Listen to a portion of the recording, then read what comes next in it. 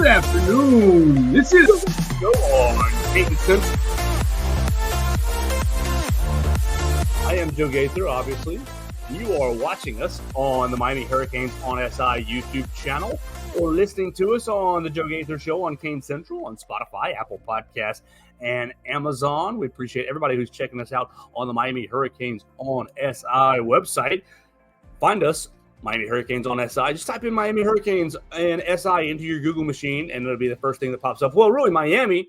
It'll be the first thing that pops up. We are back for another episode. We had a little bit of a summer break, a little bit of an August out of town break, and so now we are back as we are 7 days away from University of Miami kicking off its season against the Florida Gators. So let's welcome in our site expert, Justice Sandle. You check him out at Justice_News5 on the Twitter machine, and you check out all of his great work at Miami Hurricanes on SI. Justice, how's your August been? It's been a minute. Hope you're doing well. Oh, we're doing well. Just getting geared up for the football season. Very excited about what's coming up with the Canes. So here we go.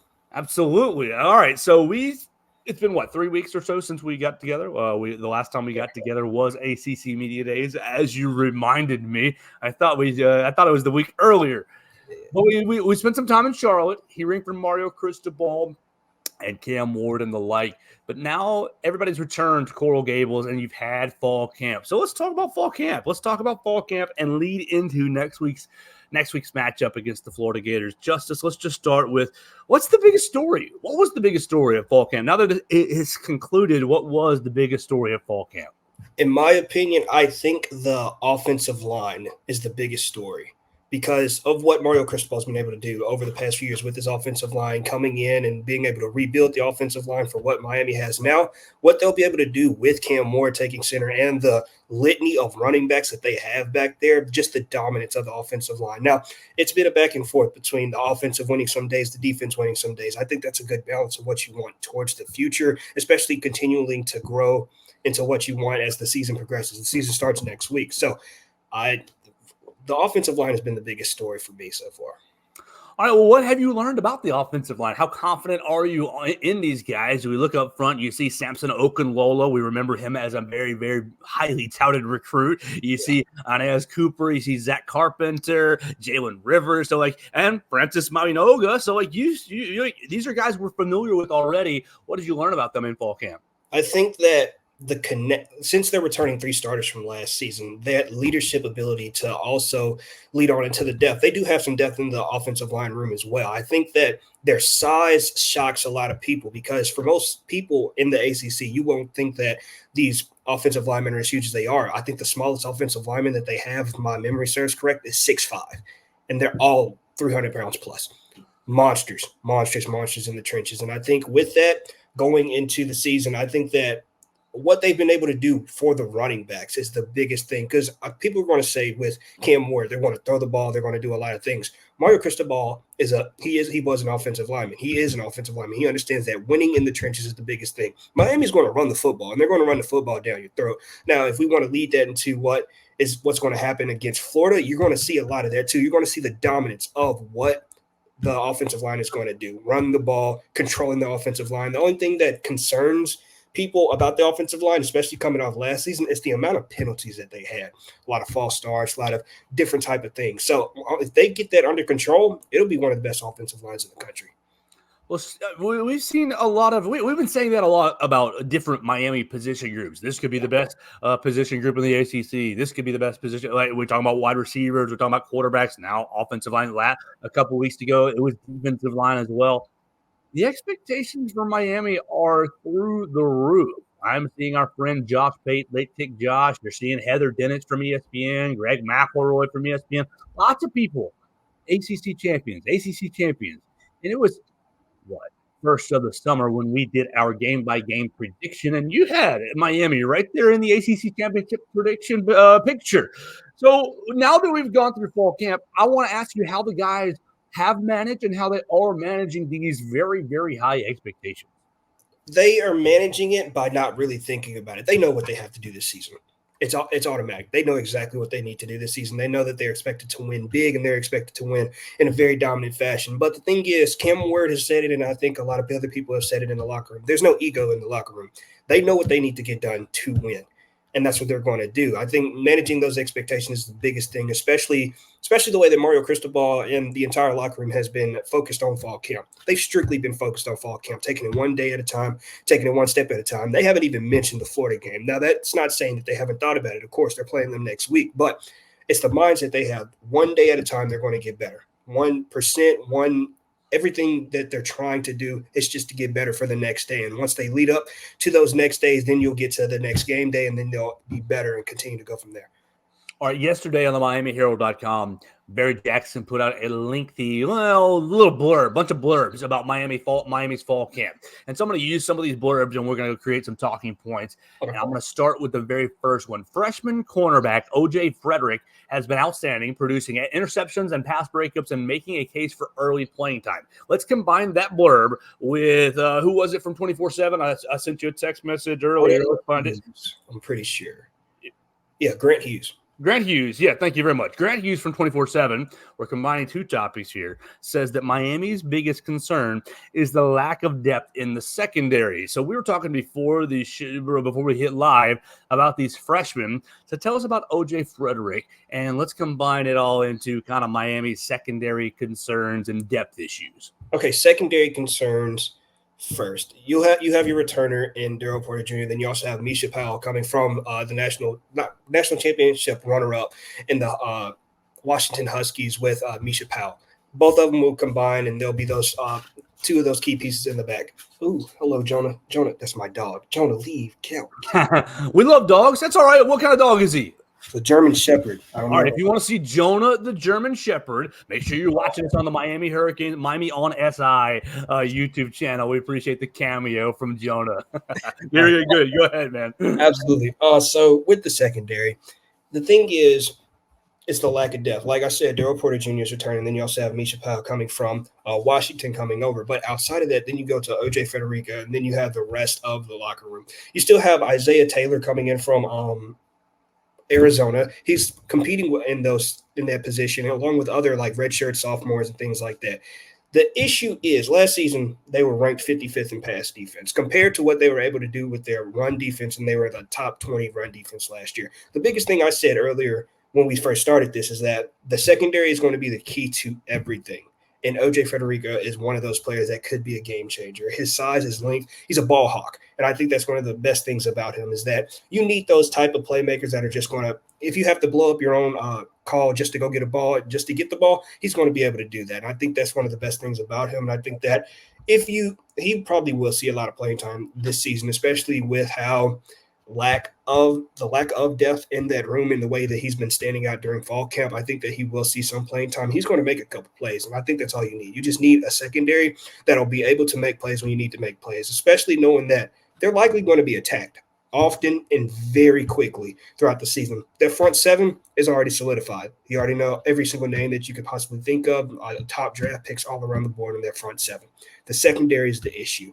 If that secondary is solidified with OJ, as well as all the other pieces around him, I think that they'll be fine.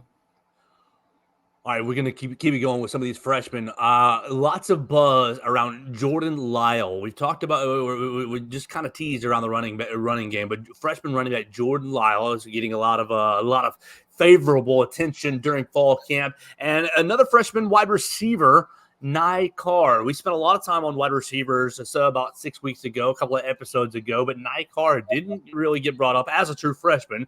So what do we know about Jordan Lyle and Nye Carr and how much they might be contributing to the Miami Hurricanes offense in 2024? Talented.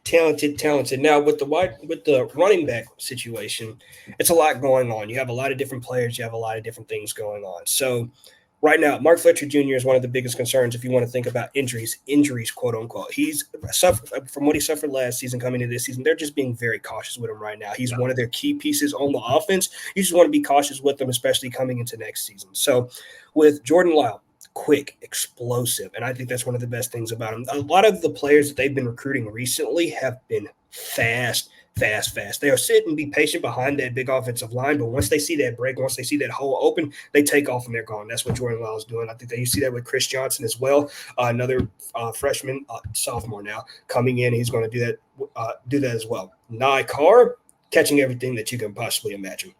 Fantastic freshman coming out. I think that with most freshmen, like you'll see with wide receivers, they'll probably play a lot in the punt game and a lot of kickoff return and do things like that. But his speed, his ability to catch the ball, I think you'll see a lot of maybe if they utilize some jet sweeps or some type of motion actions, you can see him in a lot of that as well. But I think that with his talent, he'll be able to see the field. He'll be able to see what the ball will come to him. And I think that he is a playmaker, and he'll be a playmaker enough to get the ball. So I think that. We're continuing our conversation with Justice Sandle from Miami Hurricanes on SI. You guys check us out on Miami Hurricanes on SI YouTube channel, or right there on the Joe Gaither Show on Spotify, on Kane Central, on Spotify, Apple Podcasts, or on Amazon. Let me throw at you something that I saw from a Florida State, just blogger type. Okay, not really news type. I don't want to make this sound too official, but just a fan base blogger type. I saw pretty recently saying Ruben Bain is going to have an underwhelming season, going to take a big step back this year. So let's just say that they're looking in the future. What would outside of injury, because that's the easy answer. What would cause Ruben Bain to take a step back this year? Nothing. I don't know why people will believe that. I understand last season there might not have been the amount of talent that they've had. The amount of talent on the defensive line, you can't double team anybody. If you double team one, another person's going to break off and get something else. If you double team Ruben Bain, Tyler Barron on the other side, coming to get somebody. Double team Tyler Barron, Simeon Barrow Jr. coming in, Ruben Bain, Akeem Messador. There's so many names on that defensive line. I don't understand why people would even believe that Ruben Bain would even take a slight regression back.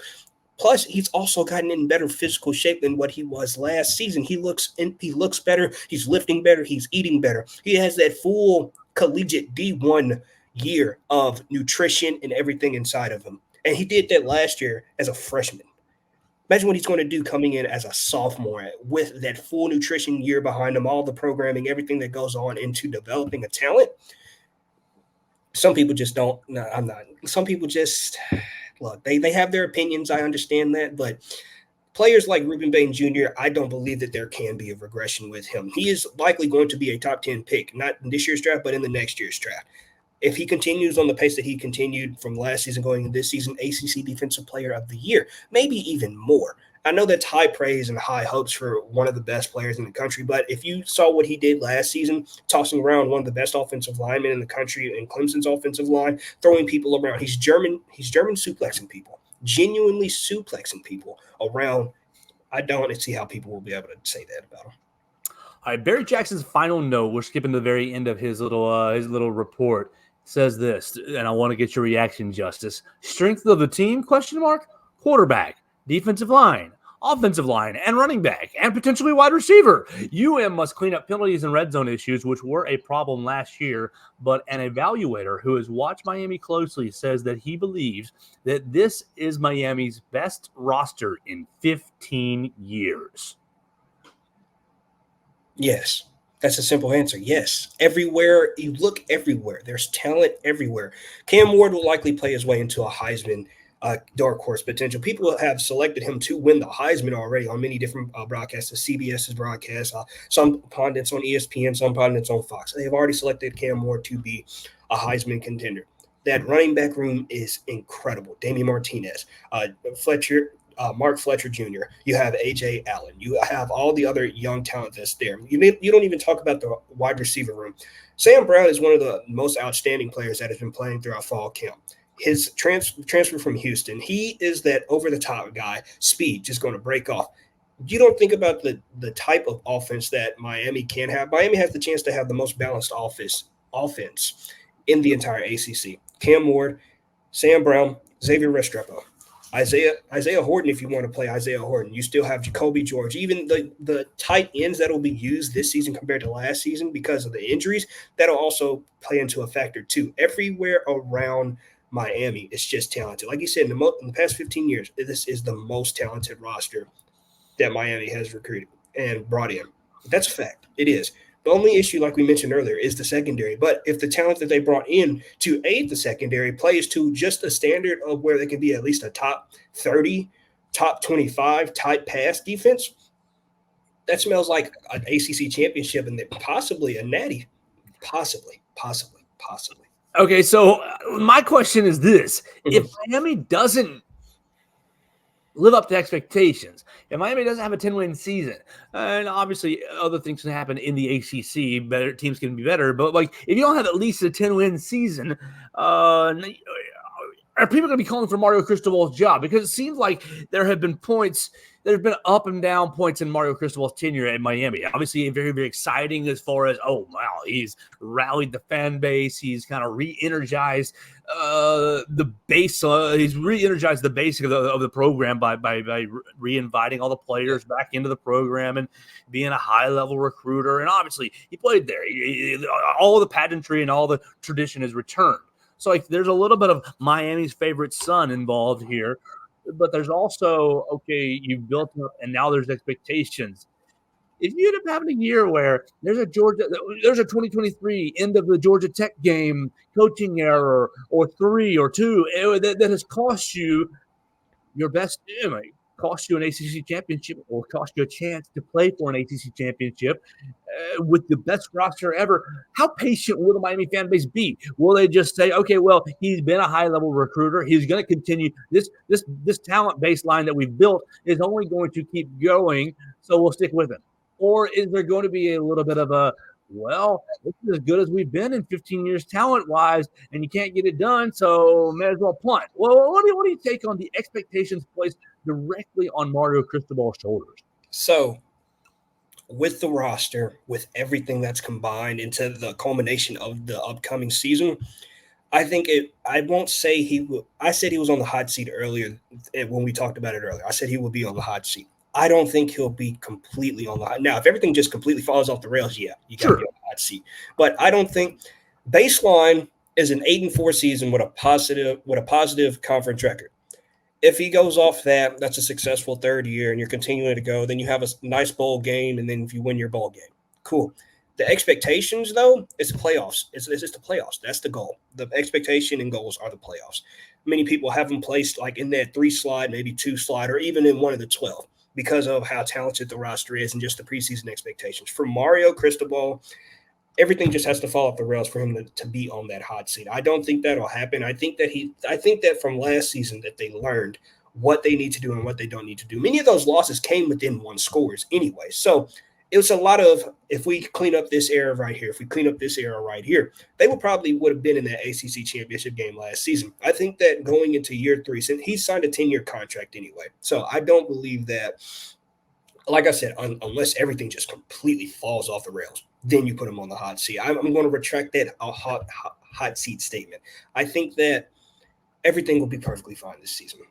Expectations, I believe that they'll get to that 10-win season. I think that they don't believe that they won't get that 10-win season. They know what they have to do, especially for everything about the community, everything culminating together for this season with Legends Week, everything leading up to what they're going to play in Gainesville next week.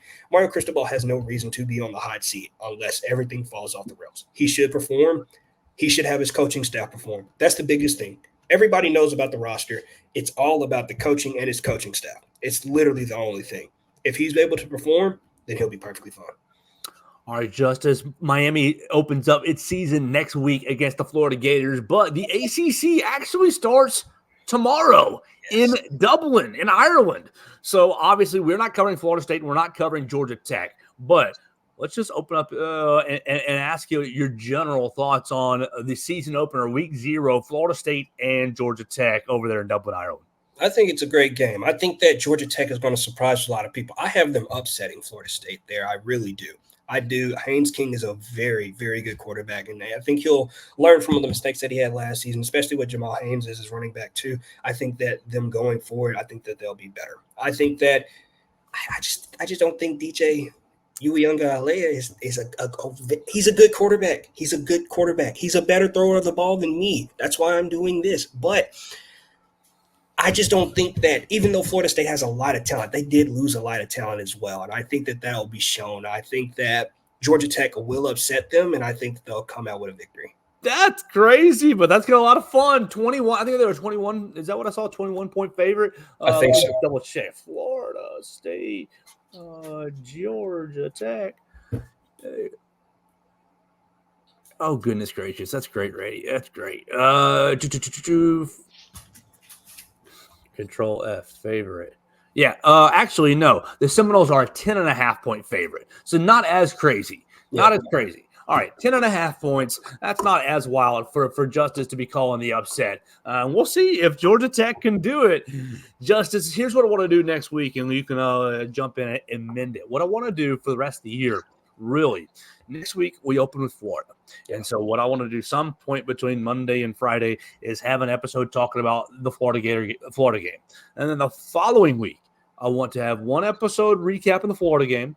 And then the next episode recapping Miami's next opponent. I don't have it pulled up right here. Miami football. They're second. They're playing Ball State, right? Yeah. No, Florida A&M. Excuse me, Florida A&M. They're playing Florida A&M and then Ball State. So what I want to do is next week we'll talk about Florida. And the following week, we'll have one episode breaking down the Florida game, 20 minutes or so on the Florida game. And then later on in the week, we'll have another episode kind of setting up the Florida A&M Rattlers. So through the football season, it'll be 2-week episodes recapping the game that was, and then later on in the week, setting up the game to come. How about that? Absolutely. All right, and let everybody know how you will spend your game week. Obviously, we will have an episode, but what will you be doing next week as it is game week? And then we'll get on out of here. I'm going to be, since I am not going to be at the game in Gainesville, I will be locked in my room, ready and prepared for everything. So just getting some stories up about the game, different players that you need to watch out for, especially on the Florida side. Florida has a talented roster. The thing is that they got a lot of just discombobulation going on in their organization, in their athletic program right now. So, and that's the only reason that things might go astray. But Florida still has a very talented roster, so a couple of players to look out for, a couple of different storylines that are going into this game on both sides. So those are the things that I'm working on and how I'm preparing for game week. All right, we'll talk to you next week after you do your prep so we can get informed on the Florida Gators and how Miami will get its season off to a 1-0 start. Justice, thanks so much for your time, man. Absolutely. Thank you. Absolutely. That's Justice Sandle joining us. You follow him at Justice_News5 on the Twitter machine. You follow Miami Hurricanes at Kane Central SI. Miami Hurricanes on SI right there in the Google machine. We appreciate everybody watching us on the Miami Hurricanes on SI YouTube channel, or checking us out on my own social media machines at Joe Gaither 6, or right there on your favorite podcast platforms, The Joe Gaither Show on Kane Central, on Spotify, Apple Podcasts, and on Amazon.